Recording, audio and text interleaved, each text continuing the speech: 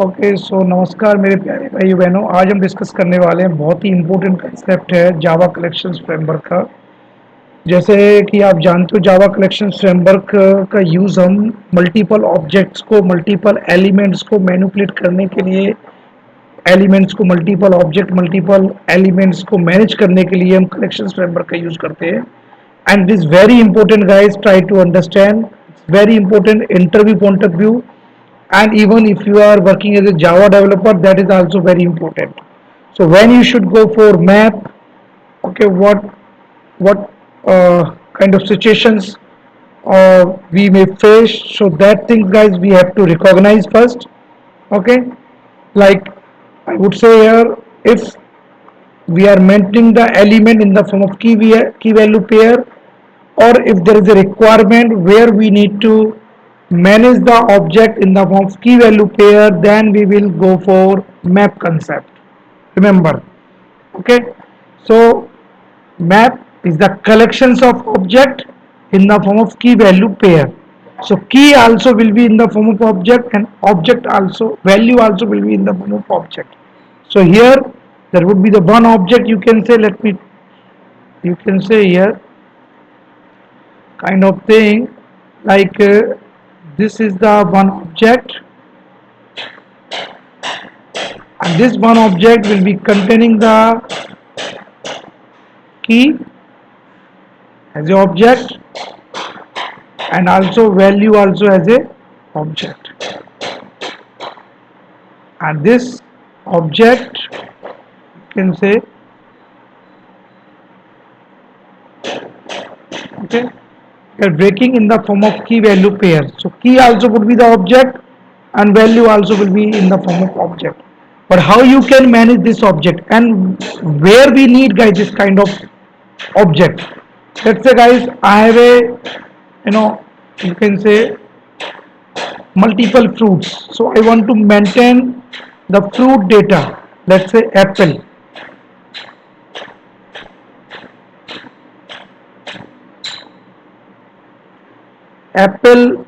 I want to maintain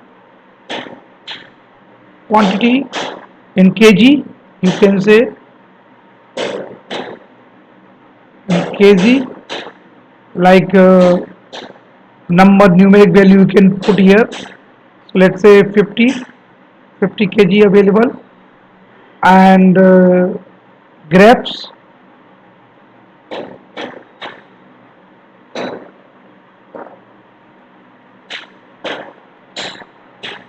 the quantity of grapes, let's say 20 kg, 20. This value belong to the numeric integer value, you can say, but in record we are maintaining in kg, you can say. So in this way guys, mango, another, you can say, fruits we have, let's say 70 kg. Okay, so this would be the, like, the type of object in the Java application we will maintain in the application, like as a string object. So how you can maintain the string object, okay, as a key, and how you can maintain the this quantity of these fruits as a value. This would be as a integer object, you can say. This value will be belong to the integer object, which we have wrapper class in Java, remember. So integer object, these all value belong to the integer object, remember. And these all key belong to which object? String object, like that. Okay, so let's try to understand the map hierarchy first. So guys, this is the map interface, remember. Okay, and this hierarchy does not come inside the collections interface, remember. I already uploaded the first video about the collections framework, and slowly guys I will try to cover the all parts of the collection framework. So I'm actually engaged with other work, that's why I'm not getting much time to upload the new video for the for other part of collection framework. But of course, I will try to upload the all thing about the collection framework. So first video I already uploaded, this is the second one, remember. Okay, so in this video I am just trying to understand the map concept.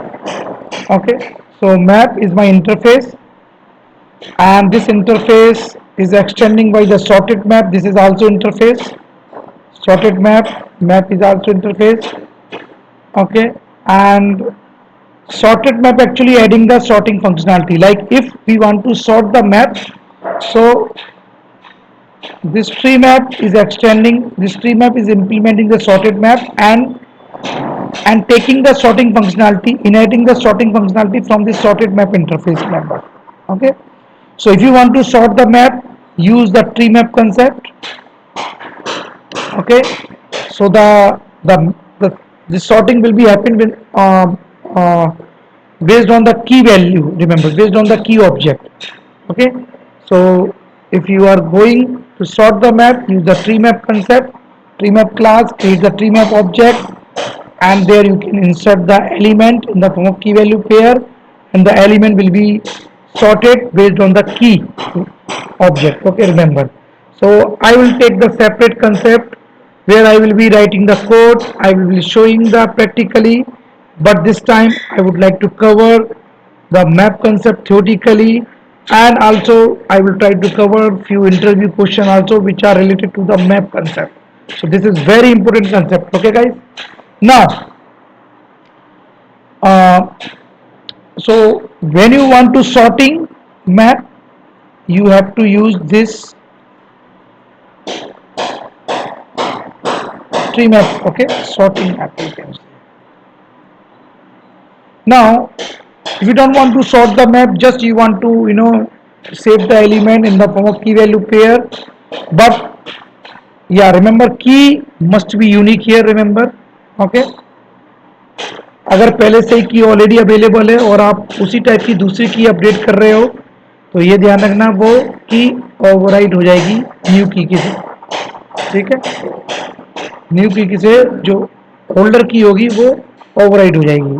Okay, so existing key will get override with the new key because key must be unique here, remember. Okay, value can be duplicated. Now this hash map, this is the class you can say which is implementing the map interface. Okay, now we have a linked hash map. So here there won't be any order, remember here. So it means like if you are storing the value in the form of key value pair, we don't know, randomly the value, randomly the object will be added here randomly. Okay, so based on the hashing functionality that we already, I will tell you later.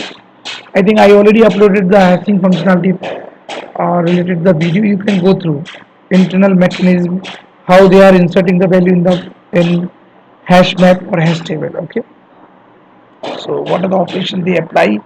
So related to internal operation, what are the operation will be applied when you insert the value in the, when you insert the object in the hash map or hash table. So that value, that video I already covered, remember guys. You can go through my video, and that is related to the hash collision, you can say. Okay, that video related to the hash collision. Now if you want to maintain the value in the form of order, like suppose ये object आपने किया है यहाँ पे k1 as a की, k1 as a value. अब आप चाहते हो another element you want to add and it should be added in the same order, like in which order you are adding, in which order you are inserting. तो इस तरह से ये होता जाएगा. इसके बाद ये दूसरा आ जाएगा, यहाँ पर k2 v2. if you are adding another element in the form key value pair in case of linked hash map, ठीक है, तो यहाँ पर ऑर्डर में आएंगे. ऑर्डर में element will be added in case of linked hash map. अब आप दूसरा एलिमेंट ऐड करोगे तो वो इसके आगे ऐड होगा 2 3 एंड तो यहाँ पर order, maintaining the order, not sorting order, remember, just in जिस ऑर्डर में आप ऐड करोगे उसी ऑर्डर में यहाँ पर सेव होगी, इंसर्ट होगी वैल्यू। हैश मैप में होगा रैंडमली, यहाँ पर होगा रैंडमली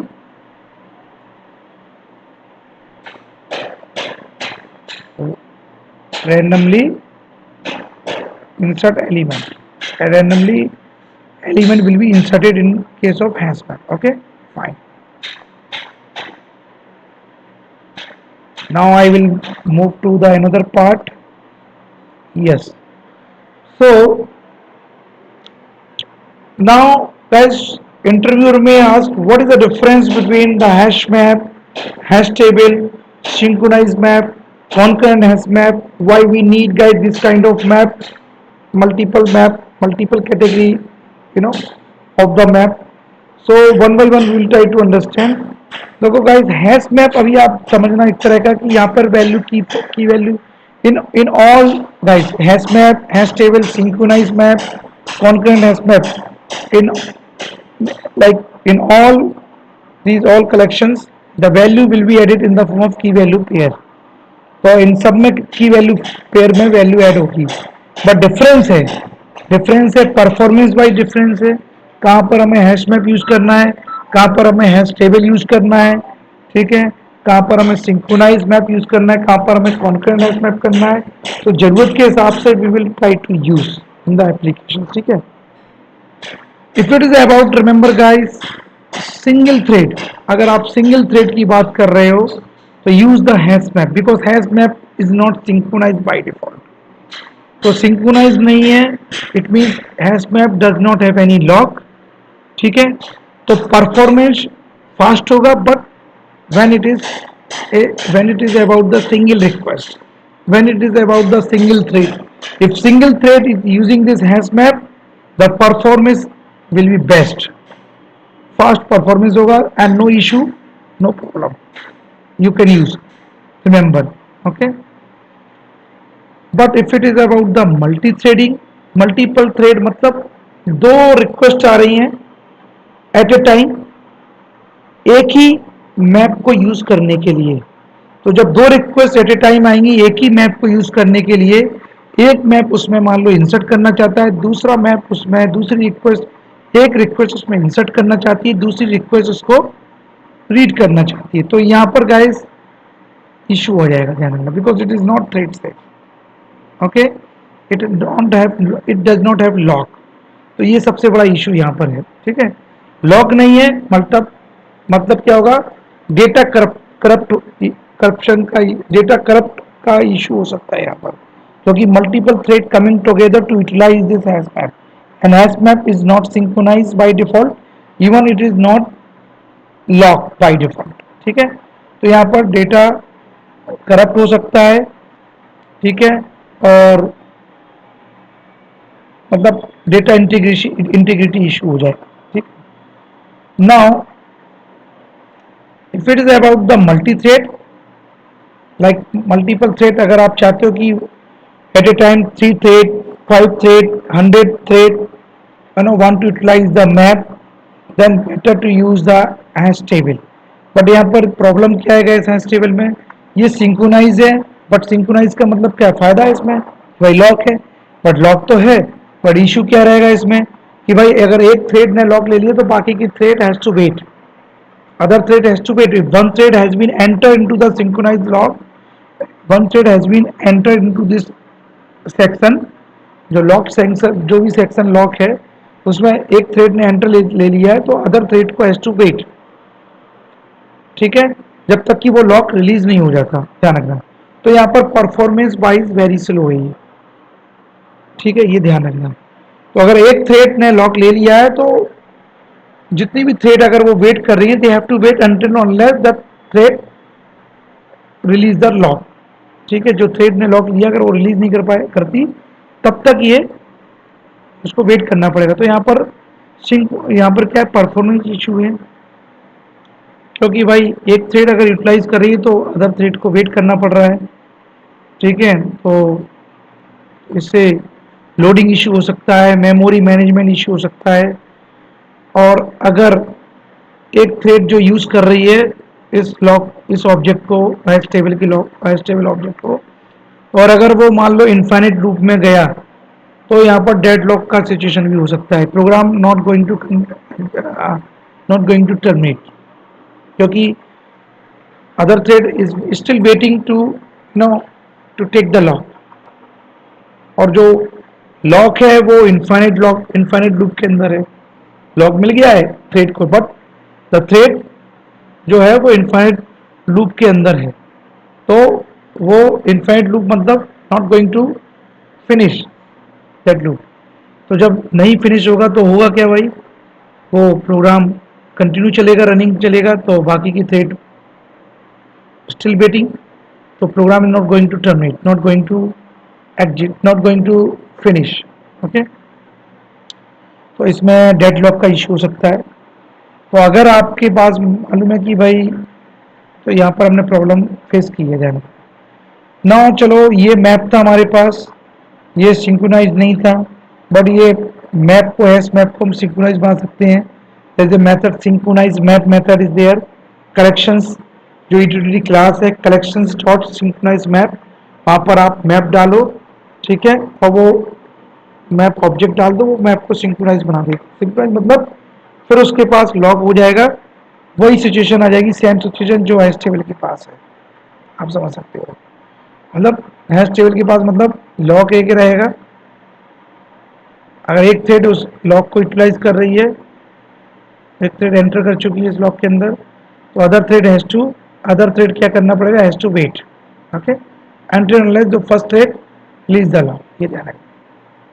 तो ये इशू है। अब डिफरेंस क्या है यहाँ पर हैश मैप हैश टेबल में, ध्यान रखना। देखो परफॉर्मेंस इशू आएगा, ध्यान रखना भाई, यहाँ पर सिंक्रोनाइजेशन नहीं था, बाई डिफॉल्ट सिंक्रोनाइज था, लॉक नहीं था भाई, चलो लॉक दे दिया यहाँ पर सिंक्रोनाइज मैप में। लेकिन यहाँ पर इशू क्या आया कि भाई अगर एक थ्रेड यूटिलाइज करे इस लॉक को, तो remaining thread has to wait. इस केस में भी ऐसे ही हुआ, hash table by default synchronize है, ठीक है, इसको हम सिंक्रोनाइज करना पड़ रहा है with help of synchronize method के द्वारा, hash table by default synchronize. तो इसमें भी वही दिस थ्रेड से, but performance issue in case of multi threading environment, ठीक। बट यहाँ पर मल्टी थ्रेडिंग एनवायरनमेंट में डेटा करप्ट हो सकता है, डेटा इंटीग्रिटी इशू। तो अब हमारे पास ये जो अब गाइस हुआ क्या कि इससे भी परफॉर्मेंस को हमें इंक्रीमेंट करना पड़ता, परफॉर्मेंस को हमें इंक्रीज करना था, ठीक है। तो फिर आए हम कॉन्करेंट हैश मैप में क्या करना।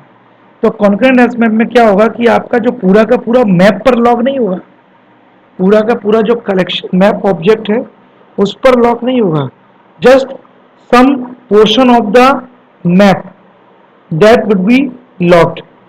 तो सेगमेंट वाइज मान के चलना, सेगमेंट लेवल का लॉक होगा यहाँ पर, सेगमेंट लेवल लॉक, ठीक है, जिसमें पूरे पूरे मैप को लॉक नहीं किया जा रहा है। तो रिमेनिंग पोर्शन जो है वो अदर थ्रेड उसको यूटिलाइज कर सकती है, ध्यान रखना, ठीक है। तो आप ये ध्यान रख लो कि यहाँ पर सेगमेंट हो सकते हैं, सेगमेंट लेवल लॉक होगा।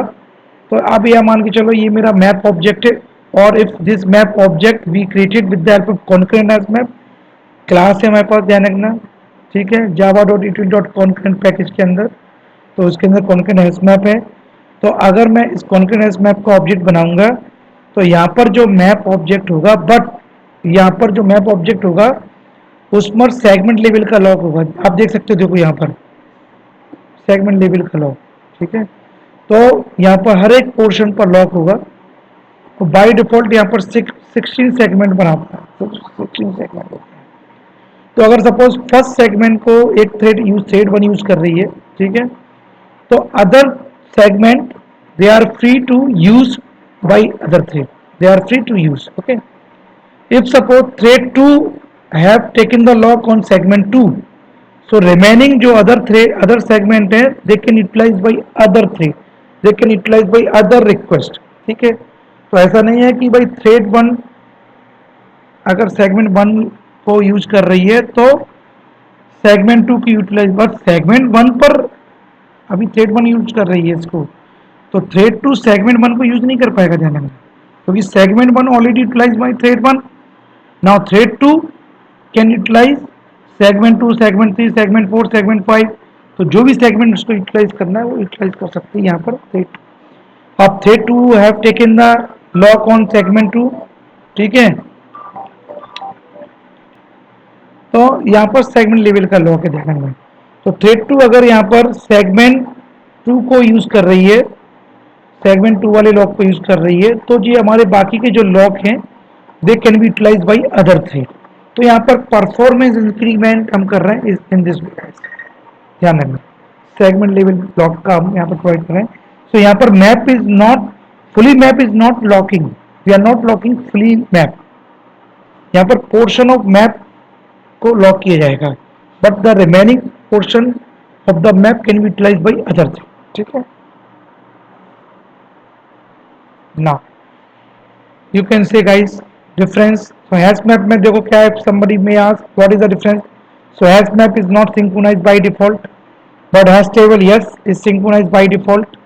Synchronized map, of course it is synchronized because with the help of synchronized method, synchronized map in the collections, there is the collections class, utility class collection dot synchronized map, there you can pass the map. So जो non synchronise map है उसको synchronise कर सकते हो आप using collections class, ठीक है। Concurrent hash map only write operation synchronize, segment level की लॉकिंग हो रही है, पूरे पोर्शन पर लॉक नहीं हो रहा है, ध्यान रखना। लॉकिंग में जी नो लॉक हैश मैप पे, इसमें ऑब्जेक्ट लेवल लॉक है, ध्यान रखना। हैश टेबल पर हैश टेबल का ऑब्जेक्ट पूरा लॉक हो जाता है। तो इसमें अगर मल्टीपल एलिमेंट है हैश टेबल के अंदर, multiple object in the box की वैल्यू पेयर, तो अगर इसमें पूरा ऑब्जेक्ट लॉक हो जाएगा, ध्यान रखना। हैश टेबल इससे मीन्स हैश टेबल के पास सिर्फ एक ही लॉक है, ठीक है, बट ऑब्जेक्ट लेवल लॉक। अगर एक थ्रेड ने लॉक ये ऑब्जेक्ट लेवल लॉक ले लिया तो remaining thread has to wait, ठीक है। Synchronize map same object level हो, कॉन्करेंट मैप में segment level portion, some portion of map will be locked, ठीक है। थ्रेड कॉन्करेंसी मल्टीपल थ्रेड, ठीक है। अगर आप करोगे ध्यान रखना हैश मैप में बाय डिफॉल्ट, तो यहाँ पर डेटा इंटीग्रिटी का इशू हो सकता है, डेटा करप्ट का इशू हो सकता है, ध्यान रखना। हैश टेबल में one thread at a time, ध्यान रखना। यहाँ पर one thread at a time, remaining thread has to wait. यहाँ पर मल्टीपल थ्रेड जा सकती हैं, multiple thread they can you know try to invoke, try to access the hash map, but there might be the issue, you know, that data integrity issue, data corrupt issue, okay, ये issue क्योंकि वहां पर lock नहीं है, ध्यान रखना। One thread at a time, क्योंकि synchronize है, synchronize is the one you can say keyword in Java, but यहाँ पर सिंक्रोनाइज क्या होता है, हम एक तरह का ब्लॉक क्रिएट कर सकते हैं, ठीक है। बाय डिफॉल्ट सिंक्रोनाइज होता है, तो उसमें हम बोल सकते हैं कि तो ऑब्जेक्ट लेवल का लॉक होता है, so only one thread can enter at a time, the remaining thread has to wait, ठीक है। ऑब्जेक्ट लेवल लॉक में, ऑब्जेक्ट लेवल लॉक में only one thread enter at a time, the remaining thread has to wait, ठीक है, जब तक कि वो रिलीज ना कर दे लॉक को। But at a time only one thread will be enter into the synchronize block, ठीक है ना। कॉन्करेंट हैश मैप में 16 थ्रेड, ध्यान रखना, ठीक है। 16 थ्रेड एट ए टाइम वो कर सकती हैं बाय डिफॉल्ट 16 थ्रेड, क्योंकि 16 सेगमेंट लेवल लॉक होते हैं, बाय डिफॉल्ट 16 सेगमेंट होते हैं, सेगमेंट लेवल लॉक होता है, और 16 thread can write at a time, but n number of thread read कर सकते हैं। तो रीड पर, रीडिंग ऑपरेशन पर कोई भी लॉक नहीं होता, ध्यान रखना, ठीक है। तो रीडिंग ऑपरेशन यहाँ पर कर सकते हैं, यहाँ पर इन case of concurrent hash map, but locking जो अप्लाई होगा वो सेगमेंट लेवल की लॉकिंग होगी, सम पोर्शन ऑफ मैप पर लॉकिंग होगी इन कॉन्करेंट मैप, और वो राइटिंग लेवल पर होगी, रीडिंग लेवल पर कोई लॉकिंग मैकेनिज्म नहीं होती, ध्यान रखना यहाँ पर इन कॉन्करेंट मैप, ठीक है। So N number of thread can perform the reading operation, but at a time 16 thread, ध्यान रखना। Now hash map can enter one, you can say one null key but n null value, multiple null value यहाँ पर allow कर रहा है hash map, but one null key, एक ही null key होगी, ठीक है, but multiple null value in case of hash map. Hash table में does not allow null key null value है। सिंक्रोनाइज हैश मैप में same one null key n number of null value. कौन hash map में does not allow null key और null value, ठीक है। Iterator यहाँ पर देखोगे आप फेल फास्ट होगा। ये फेल फास्ट मतलब यहाँ पर ध्यान रखना आइटरेटर टाइप, यहाँ पर अगर आप आइटरेटर के द्वारा मैप को आप ट्रेवर्स कर सकते करोगे that is the fail fast. क्यों फेल फास्ट होगा? क्योंकि आइटरेटर क्या करता है guys, before traversing any new element every time it check the collections, if collection has been modified or not. If collection has been modified, it shows the concurrent modification exception. So every time this is the iterator, you can say उसका nature है iterator का कि वो जब आप उससे ट्रेवर्स करवाओगे किसी भी एलिमेंट को, तो बिफोर ट्रेवर्सिंग ये चेक करेगा कलेक्शंस के कि कलेक्शन का स्ट्रक्चर कोई मॉडिफाई तो नहीं किया किसी ने, कोई नया एलिमेंट ऐड तो नहीं किया बिफोर ट्रेवर्सिंग, किसी ने रिमूव तो नहीं किया। तो ये मैप जब मैप को ट्रेवर्स करोगे तो उसको भी चेक करेगा बार बार before traversing any element from the map, it will check. ध्यान रखना, ठीक है। ये ट्रेवर्स इटरेटर की ये you can say nature, it's nature of iterator. So before traversing it has to check, okay fine. Okay now hash table में fail safe है, no issue, कोई कॉन्करेंट मॉडिफिकेशन एक्सेप्शन रेस नहीं होगा, चाहे आप one thread is reading, another thread is modifying the same collection, no issue. Fail fast, same concept, fail safe, no issue. Okay, so it means one thread can perform reading, another thread can perform writing, another thread can perform removing, so we won't get any concurrent modification. Fail safe, okay, ध्यान रखना। अब single threaded environment में हम जाएंगे हैशमैप के पास। अगर ये legacy है क्लास हैश टेबल, अगर मल्टीपल थ्रेड वाले इन्वायरमेंट में ऑफकोर्स पहले हम हैश टेबल को यूज़ करते थे, लेकिन अब नहीं, अब हम कॉन्करेंट हैशमैप को यूज़ करेंगे मल्टी थ्रेड इन्वायरमेंट में। सिंक्रोनाइज हैशमैप ये भी मल्टी थ्रेड इन्वायरमेंट में हम यूज़ कर सकते हैं इसको, ठीक है, बाय डिफॉल्ट वाला।